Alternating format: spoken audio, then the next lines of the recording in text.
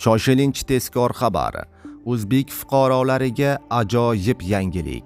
Fuqarolarga 1 million so'mdan bayram tuhfasi beriladi. Assalomu alaykum, hurmatli tomoshabinlar. Tezkor yangiliklardan birinchilardan bo'lib xabardor bo'lishni istasangiz, videorolik ostiga like tugmachasini bosib qo'yishni unutmang. Like bosgan insonni Xudoyim doim qo'llasin. Diqqat qiling, ehtiyojmand oilalarga 1 million so'mdan bir martalik moddiy yordam ajratildi. Kuz-qish mavsumida aholining ehtiyojmand qatlamini qo'llab-quvvatlash va ularning maishiy xarajatlarini yengillashtirish maqsadida ehtiyojmand oilalarga 1 million so'mdan bir martalik moddiy yordamlar ajratilmoqda. Ijtimoiy himoya milliy agentligi bosh mutaxassisi Madina Azizova bilan suhbatimiz shu xususida bo'ldi. Mazkur moddiy yordam qaysi toifadagi oilalarga beriladi? Bu moddiy yordam ehtiyojmand oilalarga ajratiladi. Jumladan boquvchisi yo'q, nogiron, og'ir kasal a'zolari bor oilalar, gaz ta'minoti yo'q, ko'p qavatli uylarda yashovchilar, yakka, yolg'iz yashovchi keksalar, faqat pensiya nafaqaga yashovchi oilalar, vaqtincha ishsiz a'zosi bor oilalarga ajratiladi. Dastur doirasida qancha mablag' ajratiladi?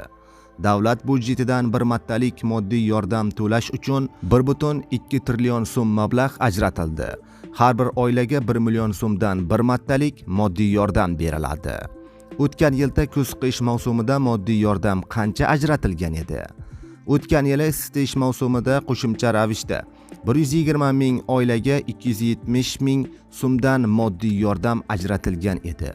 Bu yilga nisbatan 2,5 barobar kam. O'zbekiston Respublikasi Prezidentining 2025-yil 2-apreldagi 134-sonli qaroriga muvofiq 2025-2026-yilgi isitish mavsumida aholining ehtiyoj qatlamiga 1 million so'mdan bir martalik moddiy yordam ajratish uchun 1,162 mingdan ortiq ehtiyojmand oila ro'yxati shakllantirilgan.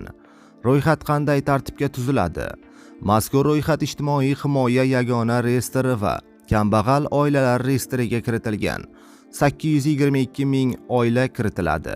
Shuningdek, mahalla yettiligi xulosasiga ko'ra qo'shimcha ravishda 287 ming oila qo'shiladi. 53 mingtasi esa kambag'allikdan chiqarib qayta kambag'allikka tushirish xavfi yuqori bo'lgan oilalardan tashkil topadi. Qo'shimcha ro'yxatda qanday oilalar nazarda tutilgan? Mahalla yettiligi tomonidan qo'shimcha ehtiyojmand oilalar ro'yxatiga 34 mingcha boquvchisini yo'qotgan oila, 7 ming o'zgalar parvarishiga ehtiyojmand yolg'iz keksalar, 76 ming nogiron va 24 ming og'ir kasal a'zolari bor oilalar kiritilgan. Shuningdek, 2000 ta gaz ta'minoti yo'q, ko'p qavatli uylarda yashovchi oilalar, 26 ming 3 va undan ortiq oila, birgalikda yashovchi oilalar ushbu ro'yxatga kiritilgan. Bundan tashqari faqat pensiya nafaqaga yashovchi 69,7 ming oila boquvchisi, migratsiyada va kam daromad oluvchi 35 ming oila, vaqtinchalik ishsiz a'zosi bo'lgan 15 ming oila, yakka yolg'iz yashovchi 2 mingta oila qo'shimcha ro'yxatga jalb etilgan.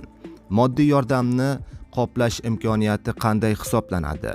2024-2025-yil isitish mavsumida ushbu oilalar o'rtacha 254 kilovat elektr va 514 kub metr gaz iste'mol qilgan.